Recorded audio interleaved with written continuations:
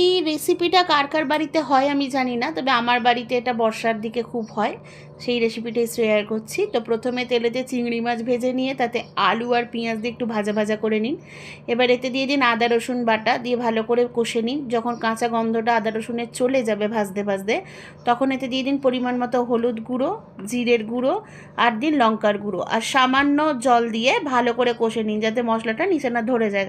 এবার কষতে কষতে যখন দেখবেন তেল ছেড়ে এসছে, তখন এতে দিয়ে দিন সামান্য পরিমাণে চিনি দিয়ে আর একটুখানি কষে নিন। এবার কষে নেওয়ার পর আগে থেকে শুকনো বাঁধাকপি সিদ্ধ করে দিন প্রেশার কুকারে।